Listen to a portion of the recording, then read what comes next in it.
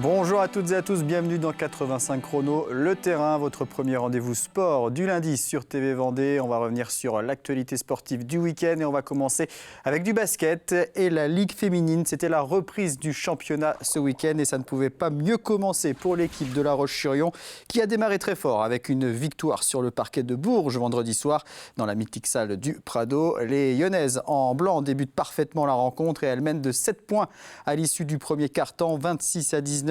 Un écart qu'elles maintiennent pendant une bonne partie du deuxième quart-temps, mais Bourges revient progressivement et égalise même à 39 partout. Le RVBC reprend tout de même 4 longueurs d'avance pour arriver à la mi-temps en menant 43-39. Au retour des vestiaires, c'est Bourges qui prend les commandes et qui passe devant au tableau d'affichage. Les Berruyères dominent le troisième quart-temps et après 30 minutes de jeu, elles mènent de 7 points, 64-57. Mais le RVBC n'a pas dit son dernier mot. L'équipe de Manu Body réduit progressivement l'écart et à la 37e minute, les deux équipes sont à égalité, 74 partout. La Roche reprend l'avantage.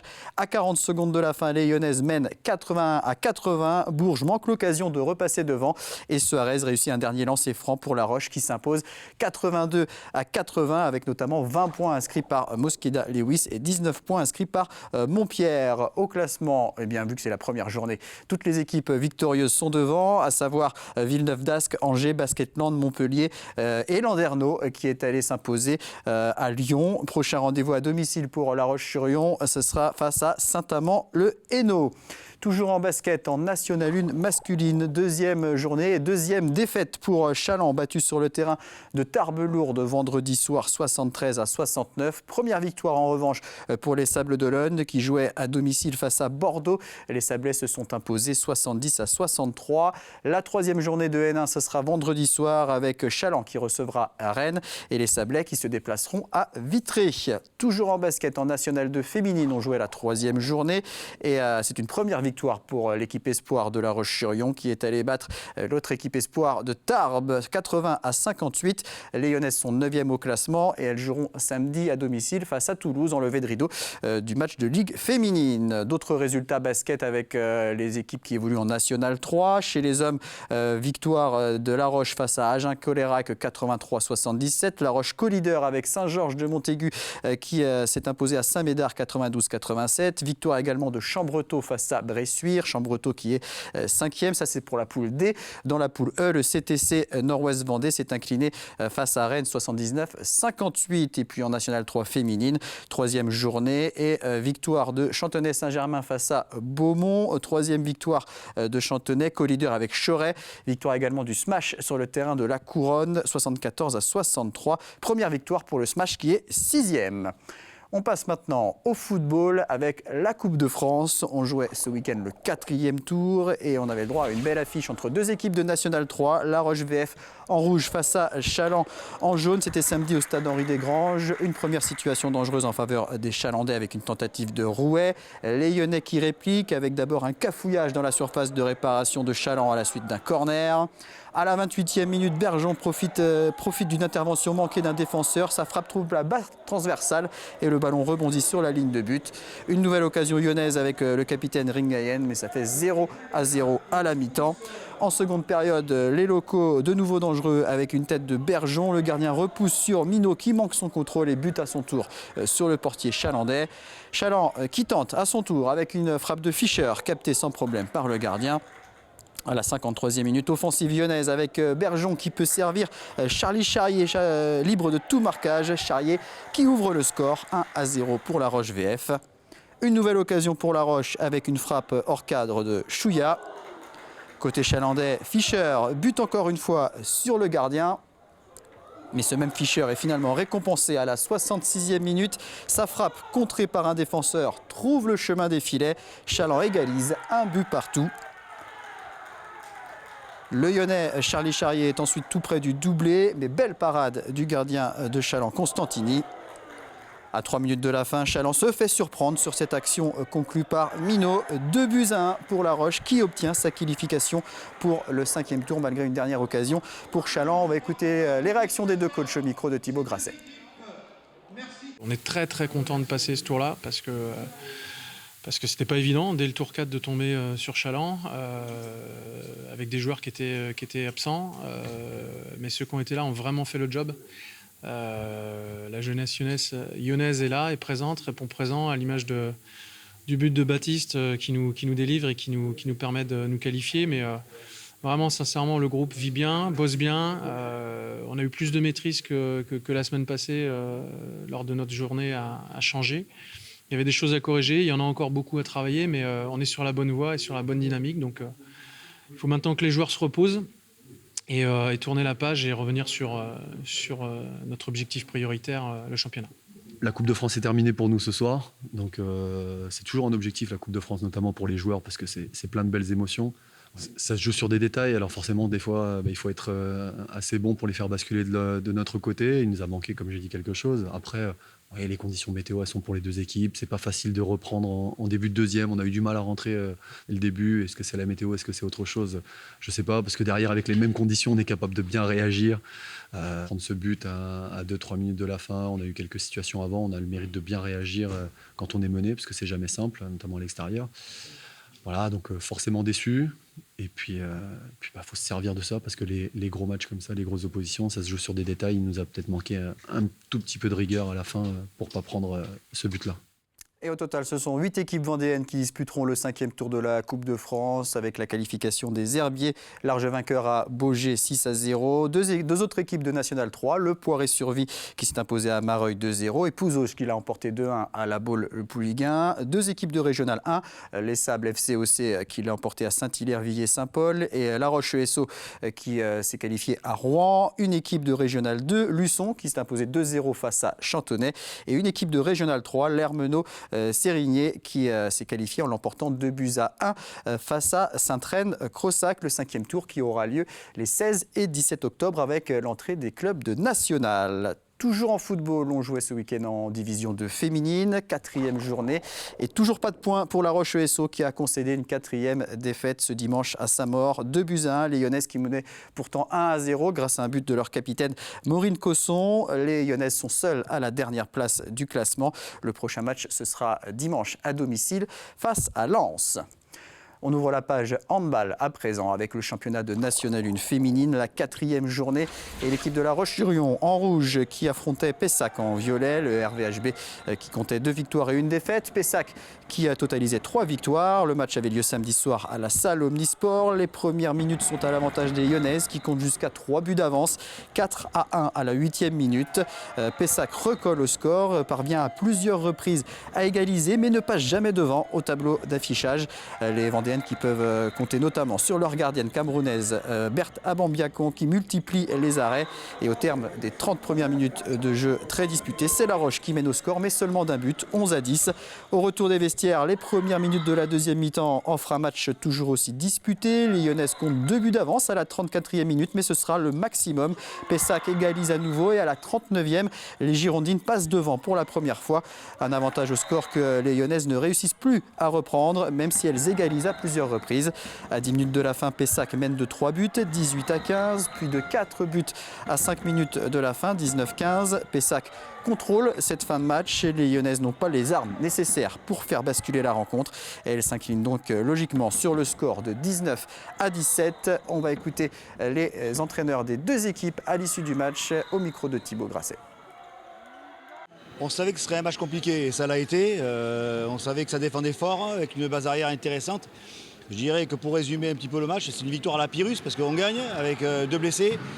Donc voilà, on sait qu'on aura des oppositions comme ça tous les week-ends et c'est vrai que La Roche-sur-Yon nous a mis à mal, surtout voilà, défensivement, avec un gros bloc défensif et puis une très bonne gardienne. On a plutôt une équipe de joueuses qui sont capables de traverser et moins de passer par-dessus. Et là, ça s'est ressenti, c'est-à-dire que là, il faut qu'on trouve maintenant des parades à pouvoir jouer un peu plus dans la continuité face à des défenses aussi regroupées et être un peu plus tranchant, parce que là, on a joué en travers et face à ce type de défense-là, c'est pas possible. Il y a quelques regrets certainement à avoir sur le match. Moi, ce qui m'importe, c'est déjà la manière à laquelle on l'a abordé. Il y a des erreurs, on va dire, un petit peu forcées, mais dues à la fatigue, ce qui est en deuxième mi-temps. On a énormément du mal à se mettre en profondeur, on est beaucoup en latéral Et c'est leur agressivité qui nous met un défaut sur la 1-5 finalement. Et c'est pour ça qu'ils l'emportent, c'est qu'on n'a pas réussi à gérer cette agressivité. Et puis on n'a pas réussi à marquer un deuxième mi-temps. On a quelques loupés, mais on va dire que c'est un peu normal, mais on n'a pas réussi à accéder au but. Et ça fait donc 2 victoires et 2 défaites pour La Roche-sur-Yon qui est 7e au classement. Pessac est seul en tête avec ses 4 victoires. Le prochain match pour les Lyonnaises, ce sera le 16 octobre avec un déplacement à Périgny. Toujours en handball en National 3 féminine, 3e journée. Carton plein pour les Herbiers. 3e victoire des Herbretaises sur le terrain de Saint-Nazaire, 23-20. Match nul pour La Roche-sur-Yon à Issoudun, 26-26. Les Lyonnaises qui restent invaincues. Les Herbiers en tête du classement devant La Roche-sur-Yon. 3e, 2 victoires et 1 nul pour La Roche-sur-Yon. La prochaine journée de National 3 féminine, ce sera le 16 octobre. Du rugby maintenant avec le championnat de Fédéral 3, la 2e journée et le FC Lyonnais affrontait Saint-Nazaire ce dimanche au stade Henri-Desgranges. Le FCY en rouge et blanc qui avait été battu à Plouzané lors de la première journée. C'est Saint-Nazaire qui va ouvrir le score en obtenant une pénalité à la 13e minute. Les 3 points sont inscrits par Daminato. C'est tout pour cette première période assez décevante. En deuxième mi-temps, à la suite d'un regroupement, Daminato du côté de Saint-Nazaire prend le ballon et transperce la défense lyonnaise pour aller inscrire le premier essai du match. Daminato qui se charge de transformer cet essai et ça fait 10-0 pour Saint-Nazaire. Le FCY réduit l'écart avec 2 pénalités de Genot à la 48e minute, puis à la 61e minute. Ça fait 10-6 pour Saint-Nazaire. Saint-Nazaire qui inscrit 3 points supplémentaires à la 66e minute avec une nouvelle pénalité de Daminato, 13-6. 71e minute, le FC Lyonnais réussit à inscrire son premier essai. C'est Johnny qui est à la conclusion et qui aplatit. Genot transforme, ce qui permet aux locaux d'égaliser à 13 partout. Mais 2 minutes plus tard, sur pénalité, Daminato redonne l'avantage à Saint-Nazaire, 16-13. Et en toute fin de match, le Lyonnais Genot réussit une nouvelle pénalité et remet les 2 équipes à égalité. 16 partout, c'est le score final de la déception côté lyonnais. Il y avait certainement mieux à faire. On va écouter le demi d'ouverture Axel Poulain ainsi que l'entraîneur Jérémy Luçon au micro de Basile Roussière. Ça fait plaisir de rejouer à la maison, avec du monde dans les tribunes et tout, donc ça fait plaisir. Après sur le terrain, un peu dur de ne pas pouvoir marquer alors qu'on est dans leur camp la plupart du match et de ne pas réussir à sortir de notre camp nous correctement et de prendre un essai sur une petite erreur défensive alors que tout le match on s'accroche dessus, c'est compliqué. Et après on tombe face à une belle équipe certes, mais c'est dommage qu'on ne puisse pas gagner le premier match à la maison car on fait en sorte de le gagner. Et voilà. Première impression du match, plutôt déçu qu'on ait fait une non-première mi-temps parce qu'on n'a rien respecté, on a été largement mis à la faute. Je sais pas, on n'était pas du tout dedans.